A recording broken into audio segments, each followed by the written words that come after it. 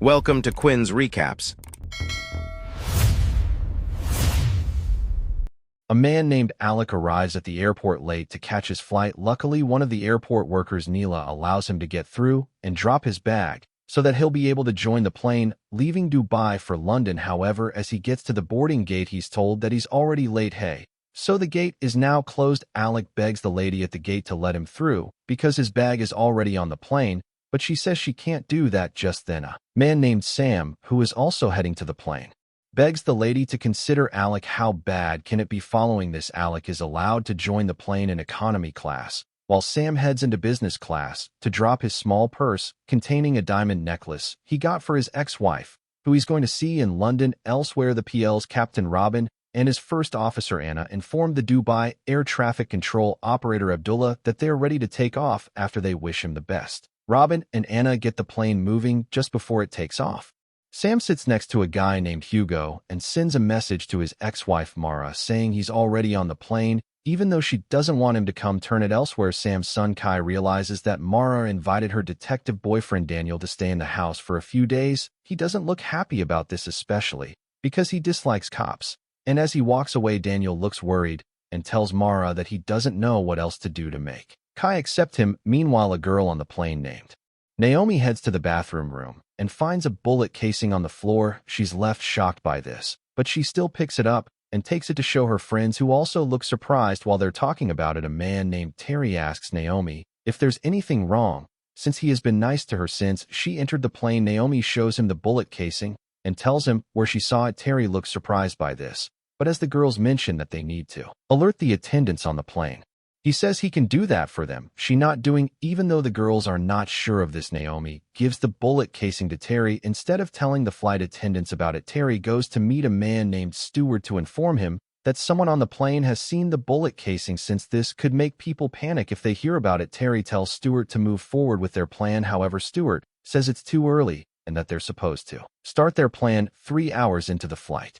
The plan was 3 hours. He then tells Terry to lie to Naomi and her friends that the situation has been handled. Terry is unsure about this, but Stewart then gives him a green cap to wear to his seat so that their other colleagues on the plane will be ready for whatever happens. Sam sees the men while they're talking, and he starts to suspect that they're up to something. Meanwhile, Terry goes to meet Naomi and her friends to inform them that the flight attendants have confirmed that the bullet casing is nothing serious. The important thing, after he returns to his seat, though one of Naomi's friends doesn't think he's telling the truth, she then taps a button to call on a flight attendant to ask if they truly think a bullet found on the plane is nothing serious. Terry sees this and doesn't like how it looks, so he starts wondering whether to take action. Elsewhere, Sam sees Stewart with a wash bag, so he asks one of the flight attendants, Divya, to give him one too. However, he's told that no one was given a wash bag. Since this makes Stewart more suspicious, Sam starts to wonder what could happen. On the overnight fights back at the airport, Neela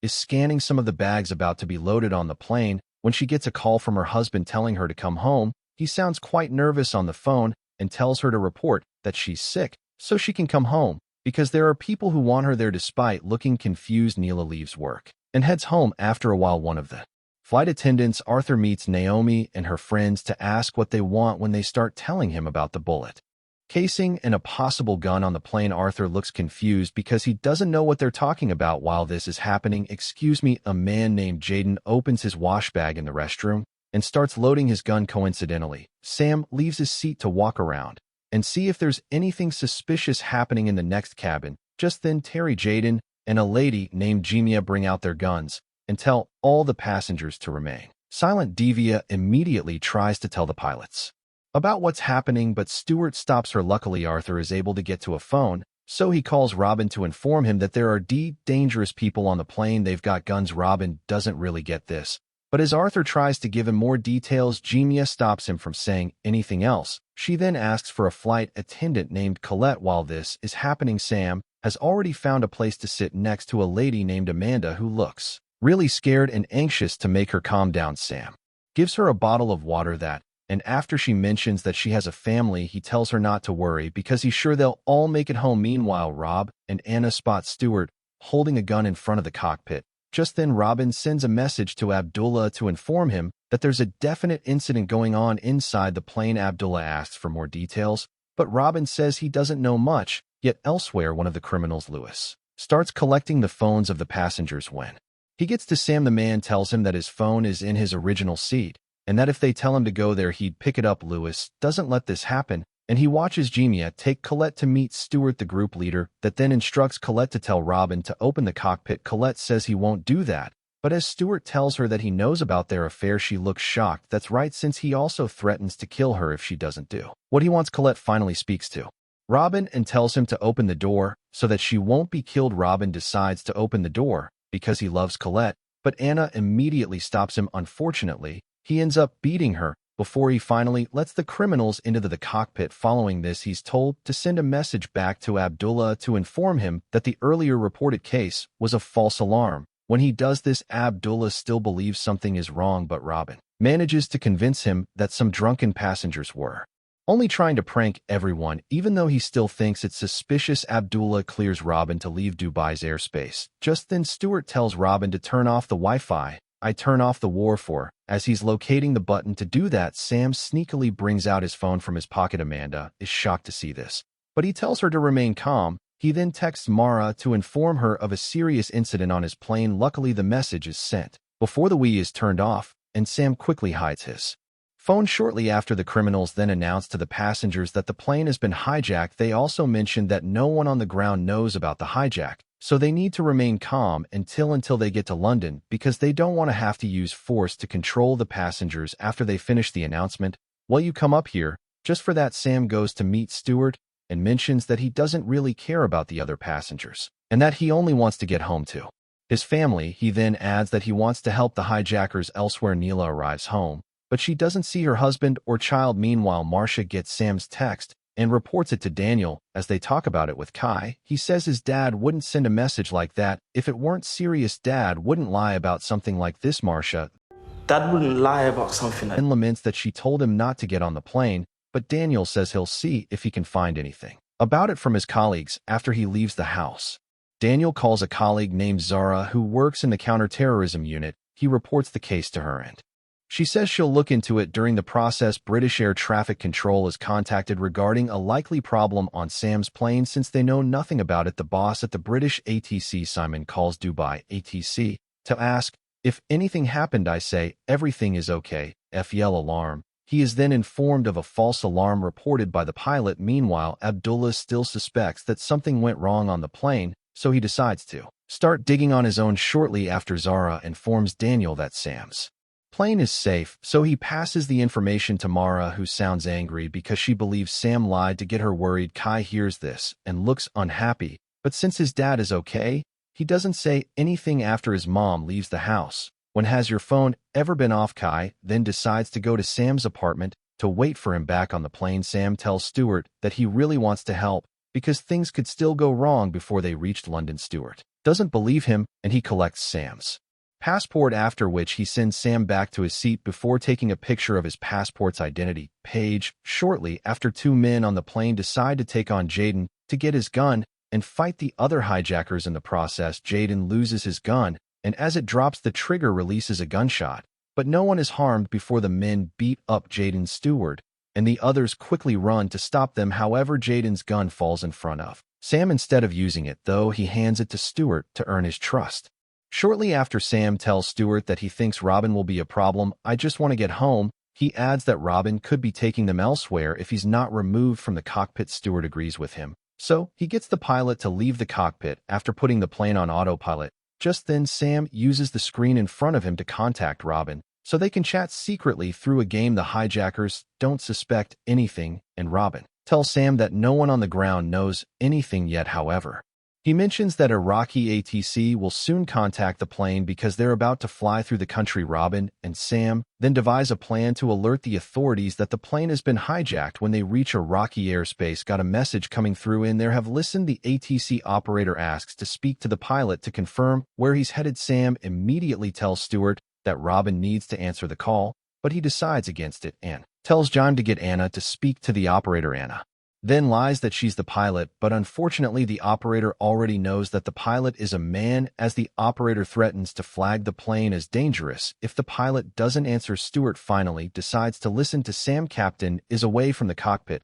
Following this, Robin speaks to the Iraqi ATC operator and explains that he wasn't in the cockpit because he went to the restroom. The operator doesn't believe this. But since Robin confidently answers his security question, the plan is granted. Permission to fly over Iraq. However, as Robin is about to return to his seat, he sneakily sets the plane off course so that British ATC will notice that something is wrong. Meanwhile, Abdullah finds CCTV footage showing that Neela left her seat and hurriedly left work when he asks one of the security officials about it. So you saw nothing suspicious. He's informed that Neela left because she felt sick. The security personnel also mentions that Neela is one of the best workers at the airport and that she even caught someone who tried to smuggle a gun into a plane a few days earlier. With this, Abdullah realizes that someone might have deliberately made Neela leave her post. After a while, he then decides to visit Neela, but as he gets to her house, he sees two cleaners inside. "I'm looking for Neela." He looks shocked by this. But after he's told to meet Neela upstairs, Abdullah sees that the lady and her family have been killed before he can do anything. Though one of the cleaners kills him elsewhere, a lady named Alice, who works at the British ATC, arrives to begin her shift. She then notices that there has been an inquiry about Sam's plane. When she asks Simon and her colleagues about it, they confirm that it was just a false alarm, but Alice believes it could be something more. As she asks more questions, Simon says they've been unable to get any messages to the plane because the Wi-Fi is down. With this, Alice then mentions that something is off. A while later, Simon calls Iraqi ATC and learns that the pilot took a long time to answer their call. When they then share their screen to show the plane's path, Alice notices a deviation on the other line and calls an expert named Michael to check it. After taking a look at it, Michael mentions that something is definitely wrong and that it's almost like someone is calling for help. Shortly after, Alice reports this to Zara, who then goes to her unit and sets up a meeting to discuss what has happened so far. Back on the plane, a couple in business class, Yusuf and Rashida, suddenly start arguing silently. However, they're speaking Arabic, so Sam doesn't know what they're saying. Luckily, another passenger named Laysa hears them, so she tells Sam and Hugo that the couple are arguing because Yusuf thinks the hijackers don't have real bullets in their guns. Sam is shocked by this, thank you, but he doesn't believe this because the hijackers wouldn't take the risk of coming into the plane without real bullets. Yusuf insists that he knows what he's saying because he used to work in the military. Just then, Hugo suggests sending a message to those in the economy class to search around to see if they can find the bullet that was shot earlier. Sam warns him against doing this because it could put them in danger, but Hugo says they need to act fast. He then lies about needing to use the restroom, but as he enters, he writes a note and passes it to economy class. Shortly after, the plane reaches Istanbul, so Stewart instructs Robin to speak to the ATC. Robin answers all the questions asked, but the operator also mentions that he has changed his course slightly, so he immediately corrects it after lying that the winds likely made the plane deviate from its correct path. A few minutes later, a woman beside Hugo's notepad pies it up and looks around for the bullet. She eventually gets caught. "What you doing?"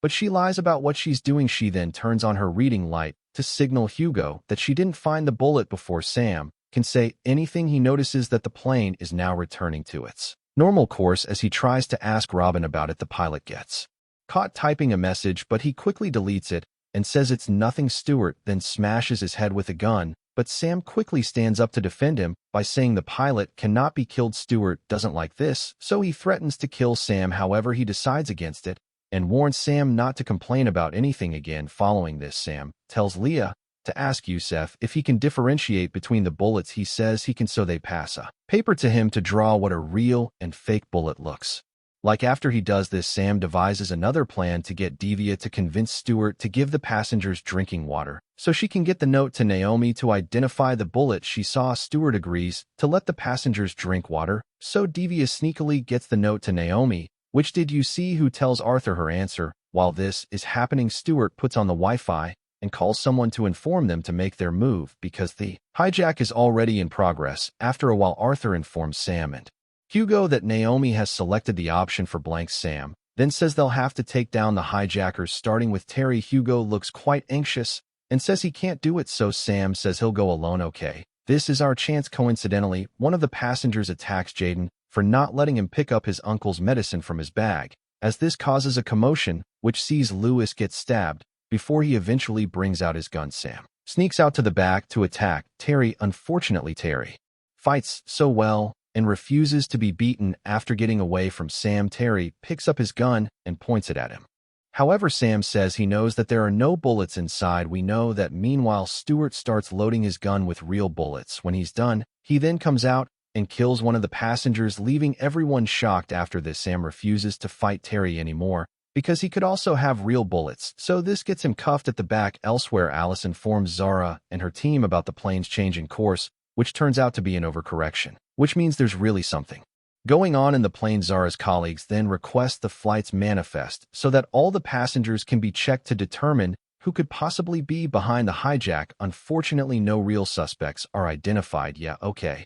Thank you. So Zara secretly sends the list to Daniel to check it again. After he does this, he contacts Zara to inform her that there are 5 people on board who have no known records back on the plane. The hijackers keep the dead body away, and shortly after, Lewis tells Stewart that they weren't supposed to kill anyone. Stewart then mentions that he only did it to ensure the passengers no longer disobey them. They're out of control. He adds that Lewis should remember that they're doing the mission for 2 guys named Edgar and John. After Lewis then shows Stewart that he's injured, the group leader tells him to get help from one of the flight attendants. As he leaves, Stewart hears a message from Romanian ATC requesting to speak with the pilot, but instead of calling Robin this time, he smashes the headphones and refuses to respond. Lewis then goes to meet Divya to help him cover the wound. Sam sees this and tells Lewis to ask for a doctor on the plane. Lewis doesn't think he's trying to help, but since there's no harm in calling a doctor, an announcement is made, but no one answers. Divya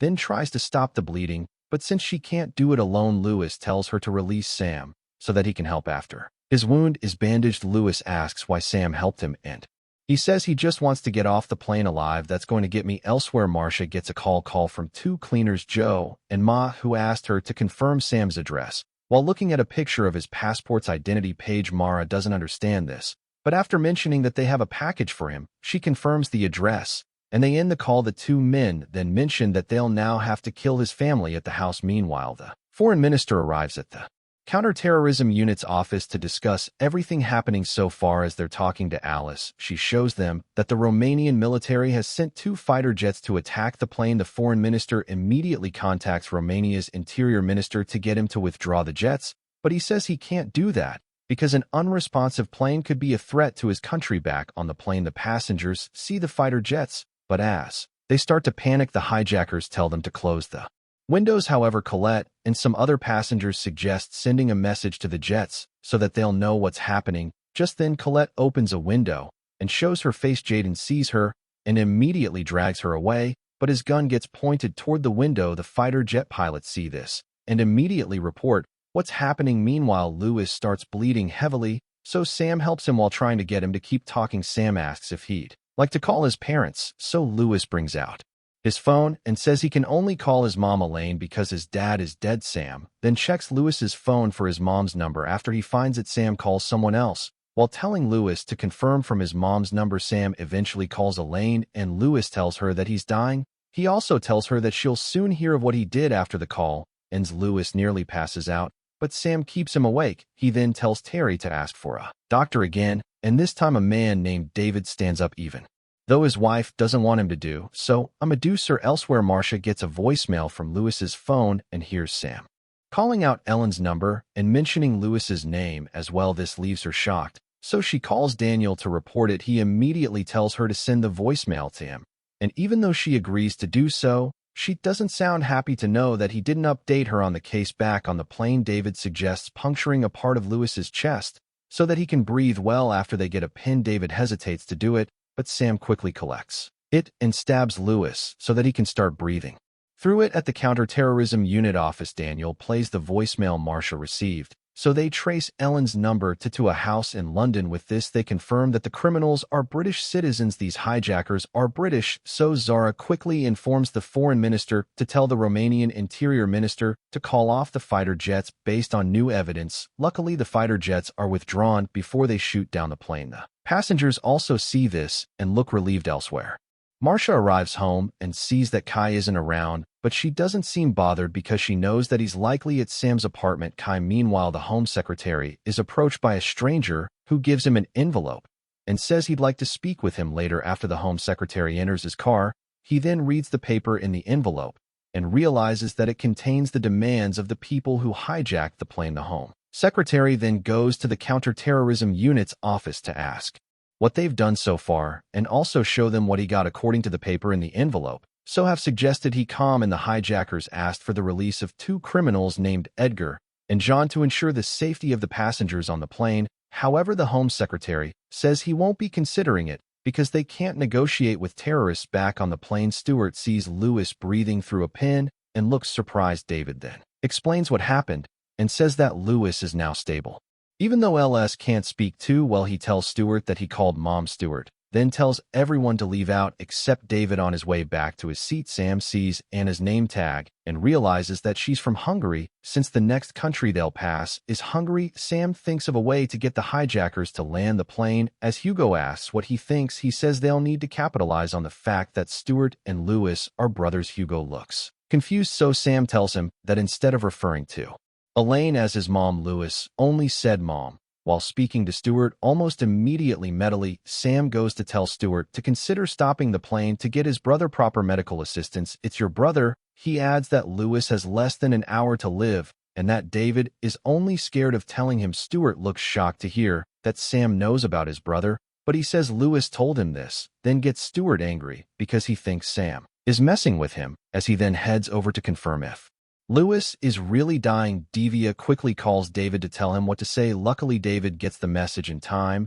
and Stewart falls for it less than an hour. So he calls Robin to start talking about the possibility of landing the plane, even though Jamie doesn't think it's something they should be considering. As this is happening, Sam tells Anna his plan, which will require her to speak to the Hungarian ATC in her native language, so she can pass a message for them to assign a few police officers to the airport where they'll be landing. Anna agrees to do this, and Sam tells Stewart that she needs to be with Robin because she's Hungarian. However, Anna says she doesn't want to be in the cockpit with Robin, so she's allowed to go in alone. I don't want him here. As the Hungarian ATC asks her to confirm where she's headed, Anna tells the operator about the plan to land the plane so that the hijackers can be caught. The operator immediately calls her bosses, and after getting Anna to repeat the details of the plan, they start working on the best place for her to land. Jamie starts to suspect that Anna is doing the wrong thing, so she tells the first officer her to speak English. Anna does as she's told,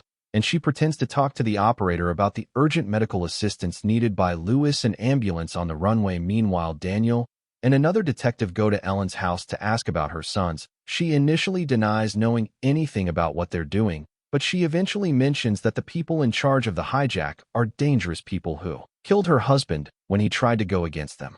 She also adds that they live in the neighborhood and would have seen the detectives in her house. Daniel listens to all she has to say, but he tells her that she'll still have to follow him. I know she agrees to do that, but says she wants to use the restroom first. However, she sneaks out of the house and runs to the road. Daniel realizes this too late, and quite unfortunately, Elaine gets killed by a speeding vehicle elsewhere. Alice informs the foreign minister that the plane wants to land. This leaves everyone in the room shocked, but they decide to see what happens with the plane before taking further action. Will they let it land in Dubai? Any neighbors called the police to report her sudden disappearance, as well as that of Abdullah, who came to visit her. They also mentioned the strange cleaners who came to the house after the police searched the house. They then find the dead bodies of Neela and her family, as well as that of Abdullah. Back on the plane, Terry tells Stewart that landing the plane is a bad idea because they need to follow through with the mission. Despite this, Stewart says the landing will go on. Terry then goes to meet Lewis, but Sam follows him. When they get there, Terry tells Sam that if they land the plane, all their families, including Sam's wife and son, will be killed. Sam is surprised to hear this. How do you know that? But Terry says his passport's identity page has been sent to their superiors because it was what they were instructed to do if any passenger caused any trouble.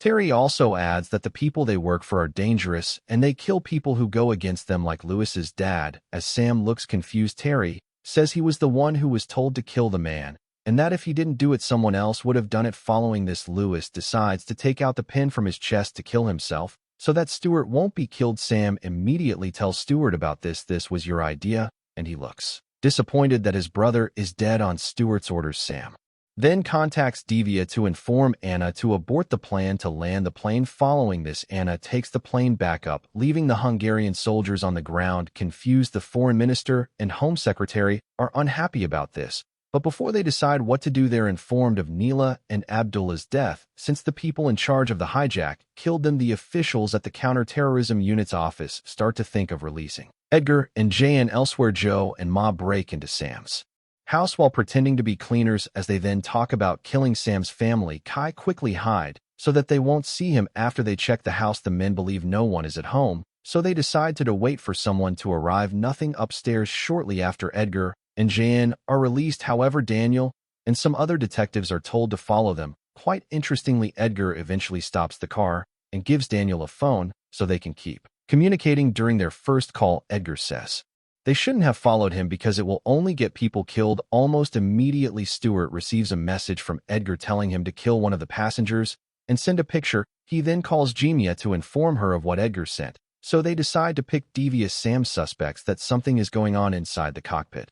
So he goes to check. He then sees that they're trying to strangle Divya, so he begs them not to do it. He also says they can use the picture of the dead person Stewart killed earlier. Since this sounds like a better plan, Stewart agrees, but he gets Sam and Colette to do it after.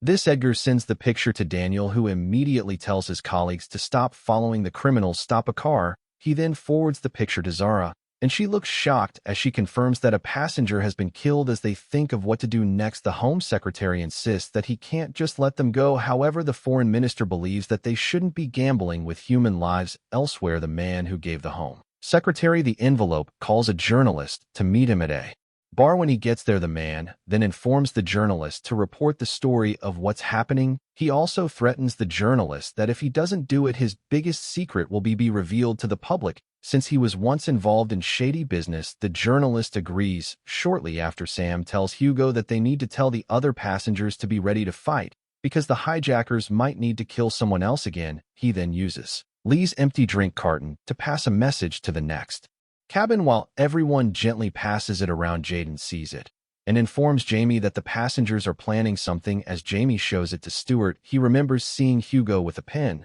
so he gives the man his phone to read the message he just got. Hugo then reads the message saying another person has to be killed in 5 minutes, new body. As Stewart points his gun at Hugo, Sam stands up and says that he's the one who did it. He also tells Stewart to shoot him, but he decides against it and waves his gun around to scare the passengers, who are already preparing to fight. Elsewhere, John and Edgar take a different route covered by trees. They're unable to be tracked well by a drone, but they eventually emerge, after which they head toward an airfield. Unfortunately, when the car gets to the airfield, it turns out that they're no longer the ones inside. As Edgar and John then walk through the woods, they find another car. Before they leave, Edgar sends a text to someone to begin the next phase of their plan.